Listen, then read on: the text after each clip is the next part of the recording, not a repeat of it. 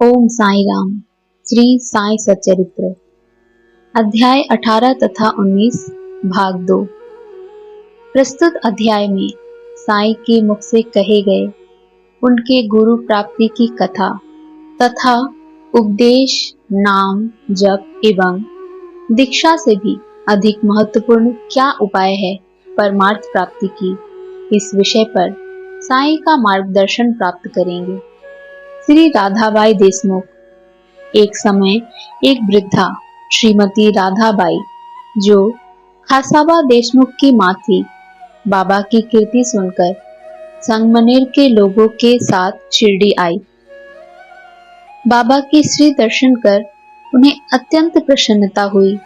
श्री साईं चरणों में उनकी अटल श्रद्धा थी, इसलिए उन्होंने यह निश्चय किया कि जैसे भी हो बाबा को अपना गुरु बनाकर उनसे उपदेश ग्रहण किया जाए।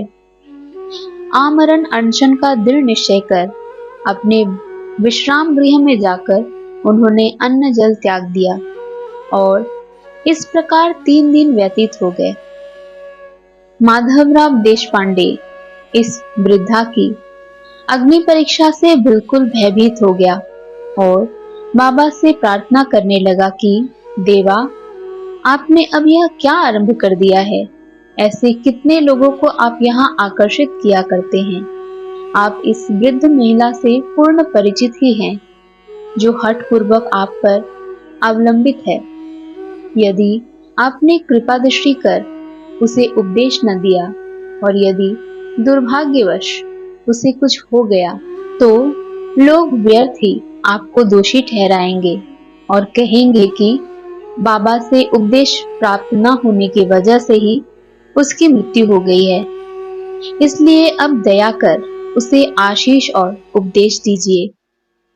वृद्धा का ऐसा दृढ़ निश्चय देखकर बाबा ने उसे अपने पास बुलाया और मधुर उपदेश देकर उसकी मनोवृत्ति परिवर्तित कर कहा कि हे माता, क्यों व्यर्थ ही तुम यातना सहकर मृत्यु का आलिंगन करना चाहती हो।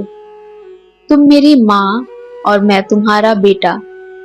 तुम मुझ पर दया करो और जो कुछ मैं कहूँ उसे ध्यान पूर्वक सुनो। मैं अपनी स्वयं की कथा तुमसे कहता हूँ और यदि तुम उसे ध्यान पूर्वक श्रवण करोगी तो तुम्हें अवश्य परम शांति प्राप्त होगी। मेरे एक गुरु, जो बड़े सिद्ध पुरुष थे, मुझ पर बड़े दयालु थे। दीर्घ काल तक मैं उनसे कभी अलग होना भी न चाहता था।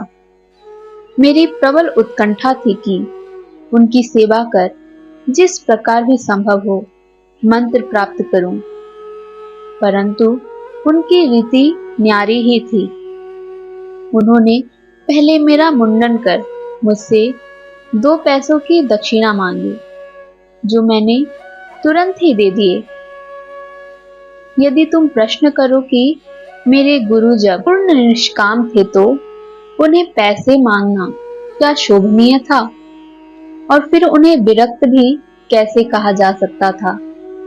इसका उत्तर केवल यही है कि वे कंचन को ठुकराया करते थे, क्योंकि उन्हें उसकी स्वप्न में भी आवश्यकता न थी। उन 2 पैसों का अर्थ था दृढ़ निश्चय और धैर्य। जब मैंने ये दोनों वस्तुएं उन्हें अर्पित कर दी तो वे अत्यंत प्रसन्न हुए। मैंने 12 वर्ष उनके श्री चरणों की सेवा में व्यतीत किए। उन्होंने ही मेरा भरण पोषण किया, अतः मुझे भोजन और वस्त्रों का कोई अभाव न था। वे प्रेम की मूर्ति थे, अथवा यूं कहो कि वे प्रेम के साक्षात अवतार थे। मैं उनका वर्णन ही कैसे कर सकता हूँ, क्योंकि उनका तो मुझ पर अधिक स्नेह था और उनके समान कोई बिरला ही गुरु मिलेगा। जब मैं उनकी ओर निहारता तो मुझे ऐसा प्रतीत होता कि वे गंभीर मुद्रा में ध्यानमग्न हैं, और तब हम दोनों आनंदित हो जाते थे। 8 प्रहर मैं एकटक उनके ही श्रीमुख की ओर निहारा करता था। मैं भूख और प्यास की सुध-बुध को बैठा। उनके दर्शन के बिना मैं अशांत हो उठता था। गुरु सेवा की चिंता के अतिरिक्त मेरे लिए और कोई चिंतनीय विषय या पदार्थ नहीं था। मुझे सदैव उन्हीं का ही ध्यान रहता था, अतः मेरा मन उनके चरण कमलों में लीन हो गया। यह हुई 1 पैसे की दक्षिणा। धैर्य है दूसरा पैसा। मैं धैर्य पूर्वक बहुत काल तक प्रतीक्षा कर गुरु सेवा करता रहा। यही धैर्य तुम्हें भी भवसागर से पार उतार देगा। धैर्य है मनुष्य में, मनुष्य तब है। धैर्य धारण करने से समस्त पाप और मोह नष्ट होकर उनके हर प्रकार के संकट दूर होते तथा भय जाता रहता है। इसी प्रकार तुम्हें भी अपने ध्येय की प्राप्ति हो जाएगी। धैर्य तो गुणों की खदान व उत्तम विचारों की जननी है। निष्ठा और धैर्य 2 जुड़वा बहनों के समान ही है, जिसमें परस्पर प्रगाढ़ प्रेम है। मेरे गुरु मुझसे किसी वस्तु की आकांक्षा न रखते थे। यद्यपि मैं उनके चरणों के समीप ही रहता था, फिर भी कभी किन्हीं अन्य स्थानों पर यदि चला जाता तो भी मेरे प्रेम में कभी कमी न हुई। वे सदा मुझ पर कृपा दृष्टि रखते थे। जिस प्रकार कछुई प्रेम दृष्टि से अपने बच्चों का पालन करती है, चाहे वे उसके समीप हो अथवा नदी के उस पार, सो हे मां, मेरे गुरु ने तो मुझे कोई मंत्र सिखलाया ही नहीं, तब मैं तुम्हारे कान में कैसे कोई मंत्र फूंकूं? केवल इतना ही ध्यान रखोगी। गुरु की भी कछुए के समान ही प्रेम दृष्टि से हमें संतोष प्राप्त होता है। इस कारण व्यर्थ में किसी से उपदेश प्राप्त करने का प्रयत्न न करो। मुझे ही अपने विचारों तथा कर्मों का मुख्य ध्येय बना लो और तब तुम्हें निसंदेह ही परमार्थ की प्राप्ति हो जाएगी। मेरी ओर अन्य भाव से देखो तो मैं भी तुम्हारी ओर वैसे ही देखूंगा। इस मस्जिद में बैठकर मैं सत्य ही बोलूंगा कि किन्हीं साधनाओं या शास्त्रों के अध्ययन की आवश्यकता नहीं, वरन केवल गुरु में विश्वास से पर्याप्त है। पूर्ण विश्वास रखो कि गुरु ही करता है और वह धन्य है जो गुरु की महानता से परिचित हो। उसे हरि, हर और ब्रह्म का अवतार समझा जाता है। इस प्रकार समझाने से वृद्ध महिला को सांत्वना मिली और उसने बाबा को नमन कर अपना उपवास त्याग दिया। यह कथा ध्यान पूर्वक एकाग्रता से श्रवण कर तथा उसके उपयुक्त अर्थ का विचार कर हेमाड़ पंत को बड़ा आश्चर्य हुआ। उनका हृदय भर आया और उन्हें रोमांच हो उठा। अत्यंत आनंद विभोर हो जाने से उनका कंठ रुध गया और वे मुख से एक शब्द भी ना बोल सके। उनकी ऐसी स्थिति देख श्यामा ने पूछा कि आप ऐसे स्तब्ध क्यों हो गए? बात क्या है? बाबा की तो इस प्रकार की लीलाएं अनगिनत हैं, जिनका वर्णन मैं किस मुख से करूं? ठीक उसी समय मस्जिद में घंटा नाद होने लगा, जो कि मध्याह्न पूजा तथा आरती के आरंभ का द्योतक था। तब श्यामा और हेमाड़ पंत भी शीघ्र ही मस्जिद की ओर चले। बापू साहेब जोग ने पूजन आरंभ कर दिया था। स्त्रियां मस्जिद में ऊपर खड़ी थीं और पुरुष नीचे मंडप में। सब उच्च स्वर में वाद्यों के साथ साथ आरती गा रहे थे। तभी हेमाड़ पंत का हाथ पकड़े हुए श्यामा भी ऊपर पहुंचे और वे बाबा के दाहिनी ओर तथा हेमाड़ पंत बाबा के सामने बैठ गए। उन्हें देख बाबा ने श्यामा से लाई हुई दक्षिणा देने के लिए कहा। तब हेमाड़ पंत ने उत्तर दिया कि रुपयों के बदले श्यामा ने मेरे द्वारा आपको 15 नमस्कार भेजे हैं तथा स्वयं ही यहाँ आकर उपस्थित हो गए हैं। बाबा ने कहा, अच्छा ठीक है, तो अब मुझे यह बताओ कि तुम दोनों में आपस में किस विषय पर वार्तालाप हुआ। तब घंटे, ढोल और सामूहिक गान की ध्वनि की चिंता न करते हुए हेमाडपंत उत्कंठा पूर्वक उन्हें अपना वार्तालाप सुनाने लगे। बाबा भी सुनने को अति उत्सुक थे, इसलिए वे तकिया छोड़कर थोड़ा आगे झुक गए। हेमाडपंत ने कहा कि वार्ता अति सुखदायी थी, विशेषकर उस वृद्ध महिला की कथा तो ऐसी अद्भुत थी कि जिसे श्रवण कर मुझे तुरंत ही विचार आया कि आपकी लीलाएं अगाध हैं और इस कथा की ही ओट में आपने मुझ पर विशेष कृपा की है। तब बाबा ने कहा, वह तो बहुत ही आश्चर्यपूर्ण है। अब मेरी तुम पर कृपा कैसे हुई, इसका पूर्ण विवरण सुनाओ।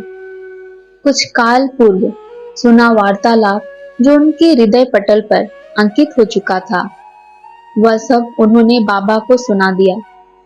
वार्ता सुनकर बाबा अति प्रसन्न हो कहने लगे कि क्या कथा से प्रभावित होकर उसका अर्थ भी तुम्हारी समझ में आया है। तब हेमाडपंत ने उत्तर दिया कि हाँ बाबा, आया तो है, उससे मेरे चित्त की चंचलता नष्ट हो गई है। यथार्थ में मैं वास्तविक शांति और सुख का अनुभव कर रहा हूँ तथा मुझे सत्य मार्ग का पता चल गया है। तब बाबा बोले, सुनो, मेरी पद्धति भी अद्वितीय है। यदि इस कथा का स्मरण रखोगे तो यह बहुत ही उपयोगी सिद्ध होगी।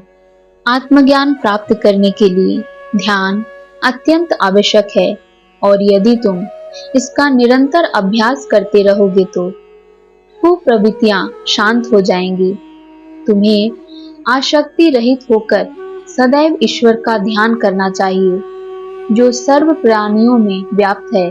और जब इस प्रकार मन एकाग्र हो जाएगा तो तुम्हें ध्येय की प्राप्ति हो जाएगी। मेरे निराकार सच्चिदानंद स्वरूप का ध्यान करो, जैसे कि तुम मुझे दिन रात यहाँ देखते हो। इस प्रकार तुम्हारी वृत्तियां केंद्रित हो जाएगी और ध्याता, ध्यान और ध्येय का पृथकत्व नष्ट हो जाएगा। ध्याता चैतन्य से एकत्व को प्राप्त कर ब्रह्म के साथ अभिन्न हो जाएगा। कछुई नदी के इस किनारे पर रहती है और उसके बच्चे दूसरे किनारे पर। न वह उन्हें दूध पिलाती है और न हृदय से ही लगाकर लेती है, वरन केवल उसकी प्रेम दृष्टि से ही उसका भरण पोषण हो जाता है।